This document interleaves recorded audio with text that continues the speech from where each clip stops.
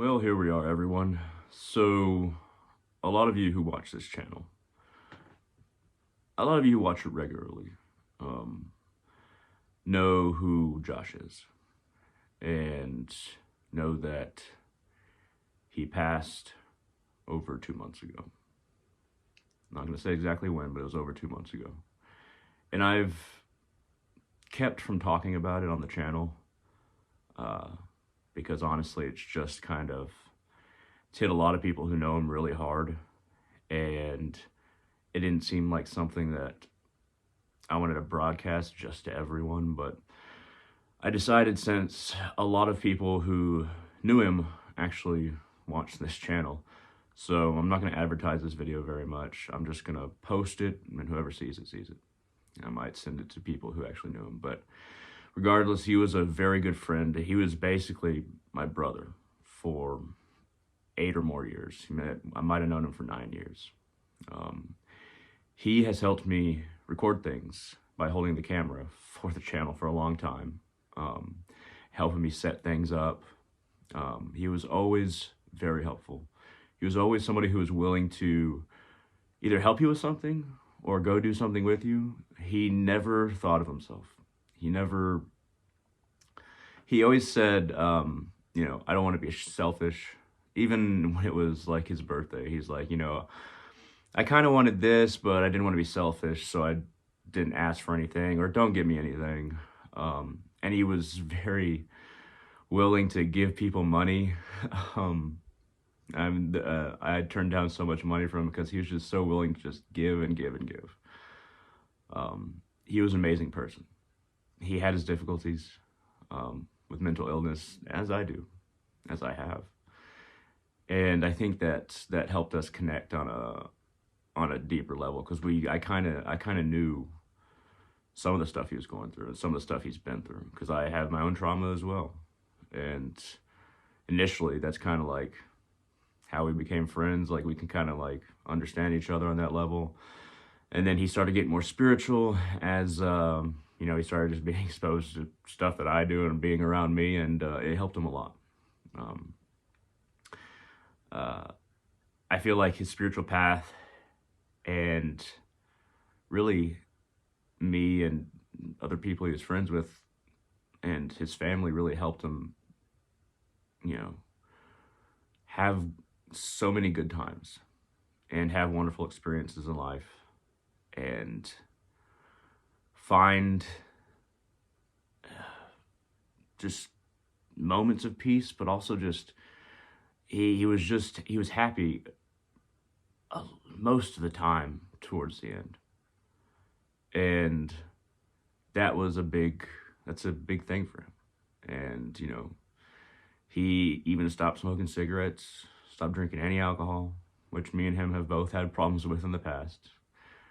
And he was meditating, I think some days like 40 minutes a day, but at least 10, but probably average of 20 a day. And somebody who had, involuntary movements like him, that's hard to do. Very difficult to do. And he developed a meditation practice. But what I'm leading up to is, I know that we'll all miss him, and I'll definitely miss him. And this has been really hard for me to talk about, so that's why I haven't talked about it until now in video format. I've talked with people, but at any rate, I received a package of something that was his. So I'm going to open it, and we're going to open it together.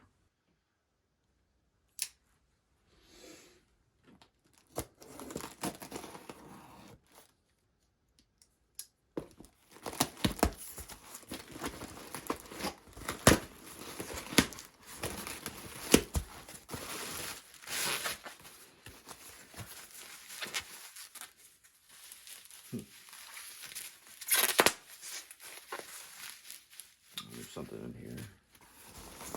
Take out all the bits and pieces, shall we? That is empty.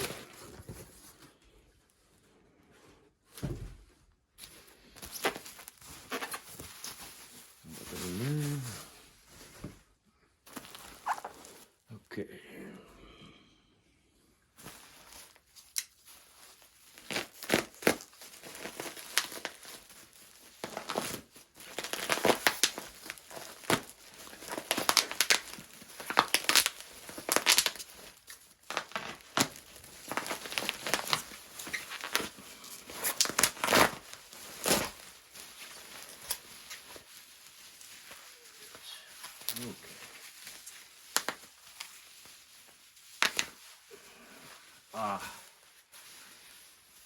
So this is his statue of Balder.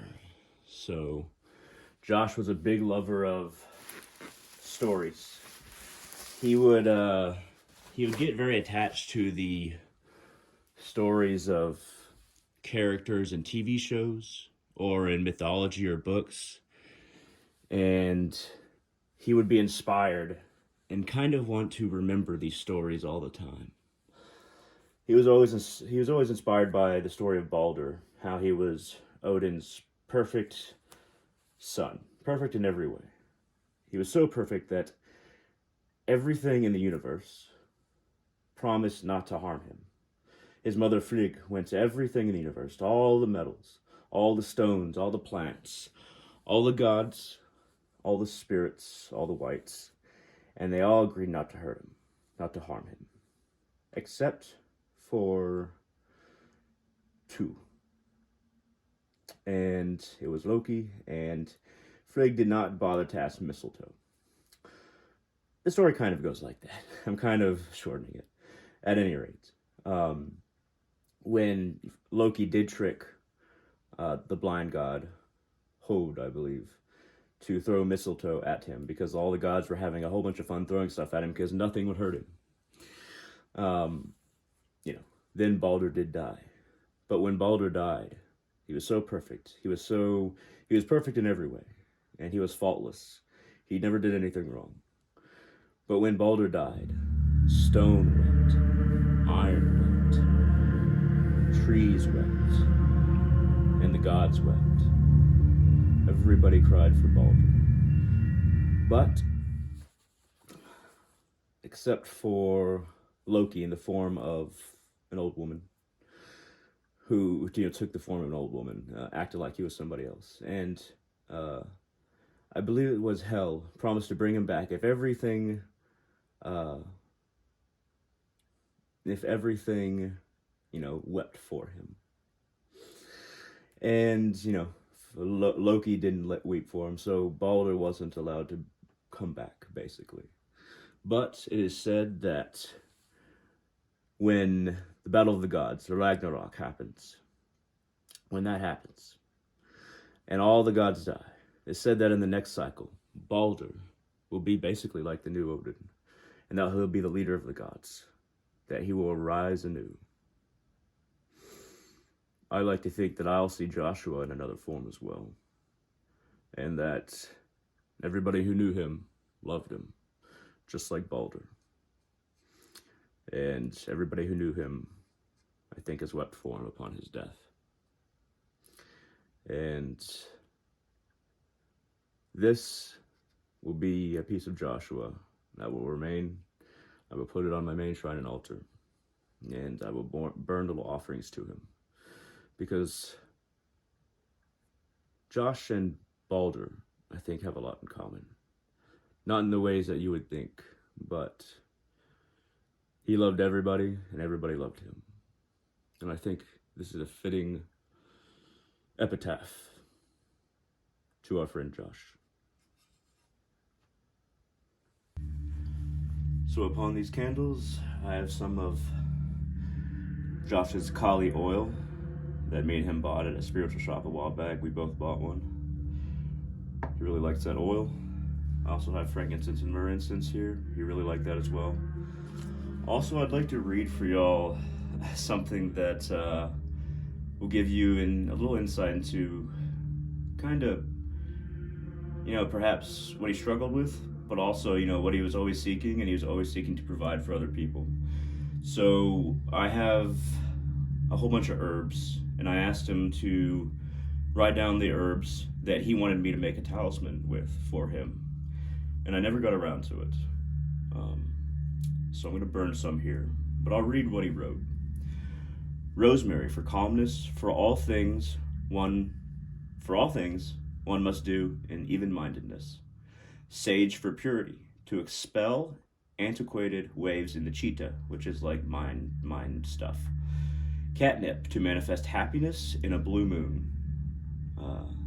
Nettle leaf to ward away stress and foster nurturing calm. Stevia for overall boon and health. And this is a little bit of insight into the humor that he puts in whatever he writes.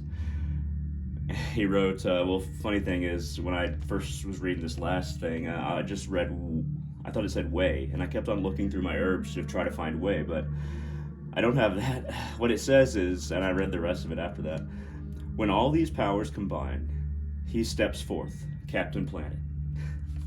That is Josh in a nutshell. At any rate, let's go ahead and do that thing that I should have done a long time ago. It's crazy how much you think about you could have done, you should have done, and what you could have done different. I think that's true with when losing anybody, and I think that's something that everybody can commiserate with in one way or another. I know that I will never stop missing Josh, and I know that everybody who knew him will never stop missing him.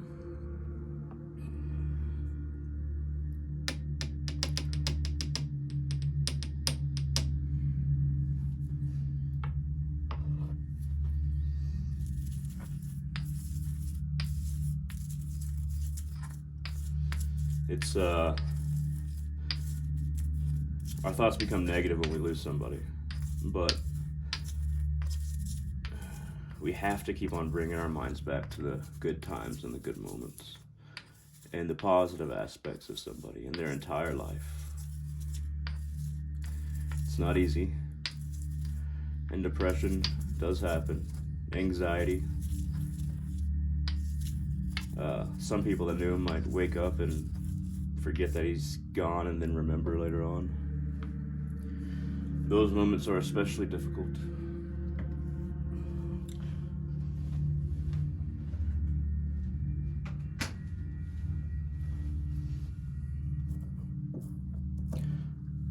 But while he was here,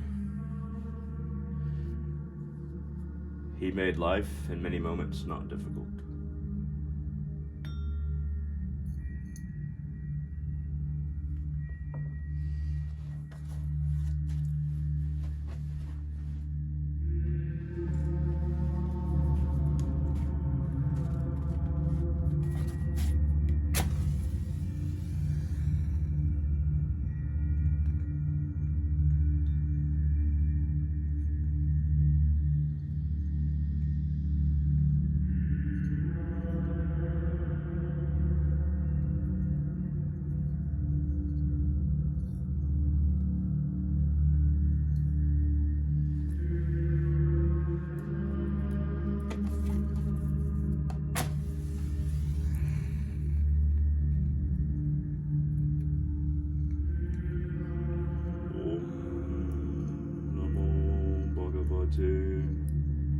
Vasudevaya Om.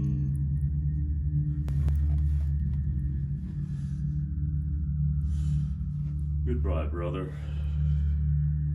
I will miss you. We will all miss you. But we will see you again.